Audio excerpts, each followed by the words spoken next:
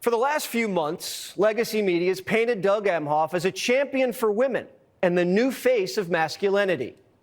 Has being second gentleman changed your own view of perceived gender roles or what it means to be a man? There's too much of toxicity, masculine toxicity out there, and we've kind of confused what it means to be a man. An interesting part of how people have talked about your role here is how your role has reshaped the perception of masculinity. Do you think that's part of the role you might play as first gentleman?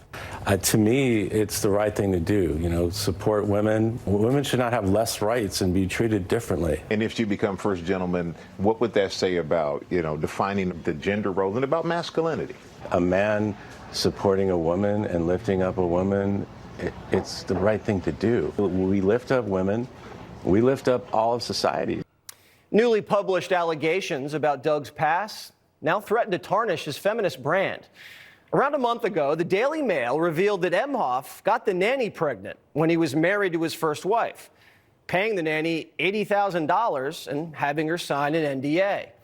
Now the same reporter who broke the nanny story is out with an even more explosive piece. In 2012, Doug allegedly slapped his girlfriend in the face. This is according to 3 anonymous sources. The sources, who claim to be friends of the victim, say Doug smacked his girlfriend in the face at the Cannes Film Festival in France while waiting in line for the valet. The Daily Mail has identified the woman, but isn't using her name, and she'll be called Jane for the purpose of this report.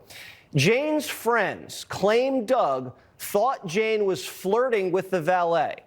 Quote, she put her hand on the valet's shoulder, and as she was talking to him, Doug comes up.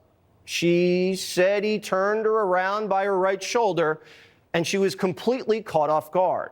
He hauled up and slapped her so hard, she spun around. She said she was in utter shock. These sources provided the Daily Mail with evidence that the trip to the south of France did happen, including an itinerary and emails. Jesse Watters' PrimeTime's discovered red carpet footage that shows Doug at the 2012 film festival. You can see him right there in the background. Jane is a corporate attorney on the East Coast, and the sources who spoke to the Daily Mail demanded to remain anonymous because they feared retaliation. One of the sources, according to the Daily Mail, is a top businessman, the other a New York attorney, and the third a top company executive. Fox has been reaching out for comment from Doug's team multiple times a day over several days and haven't received a statement back. Many outlets are requesting comment from the second gentleman. The only publication Doug's team responded to was just a small outlet, and it came from an unnamed spokesperson. Quote, the report is untrue. Any suggestion that he would or has ever hit a woman is false. Jesse Watters' PrimeTime isn't convicting Doug Emhoff. He's innocent until proven guilty and deserves due process. But this is a serious allegation, and we certainly hope it's not true. Daily Mail senior reporter Josh Boswell joins us now. Did you have any hesitation about publishing this story because it's on the eve of an election, it's anonymous sources? So the process that I went through was extremely thorough and careful about this, because you're right, we're on the eve of an election. But the thing that made these sources come forward is not because there's an election, but because the Kamala Harris campaign was using Doug Emhoff, showing him as this feminist ally, bigging up his credentials as an ally to women. And that just enraged them. And I quoted one of them in the piece saying this, that she thought that it was disgusting that they were portraying him this way when, in fact, these friends knew what had really happened. These sources making this allegation came to you. How did you find them? So I've been investigating Doug for quite a while. You mentioned that story about him having the affair with the nanny that we broke in August.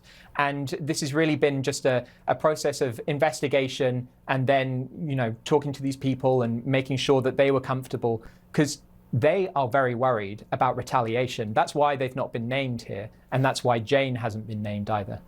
So the only comment on the record is this unnamed spokesperson to the small outlet from Doug's team. Have you heard anything from Doug's people? Absolutely nothing. And we went to them early on Monday morning 2 days before we published. We wanted to give them ample time, and that's the White House, that's Doug's spokespeople, and that's the Harris campaign that we went to. And none of them have said anything to us. I find it curious that 4 days after that, they issued this very short denial in this small online publication. So these emails, the itinerary, how does exactly that corroborate this allegation? So these documents were very important. They helped prove that, firstly, the relationship. We've got this photograph of them together. We had other material like that. And then the email actually references the fact that Doug had to leave early because he had to get back to LA in time for his daughter's birthday. Her birthday is May 29th. Their flight was scheduled to leave on May 29th. So you can see that matched up. We got the flight details, and you can see they took a layover flight to take them to Nice, and it all added up with what each of the sources were saying. Those sources were each independently talking to us, and their accounts closely corroborated each other. So that's part of what gave me the confidence in this story. These sources, what did they tell you happened after this alleged slap? So Jane got into a cab, the valet, either with the €100 that she slipped him, or the fact that there was this domestic dispute going on, apparently, ushered her into a car. But then Doug forced his way in too. That's what the friends told me. That's when she got really scared. Jane called her male friend who was in New York at the time, so it was kind of bedtime for him. But he took this call, and she told him what had happened.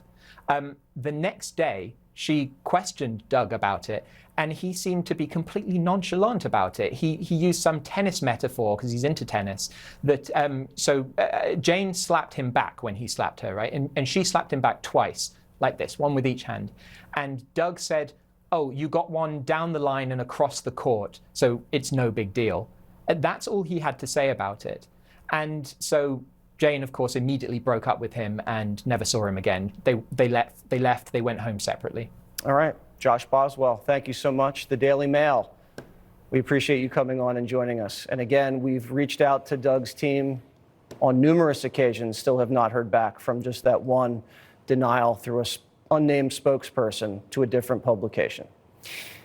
Melania Trump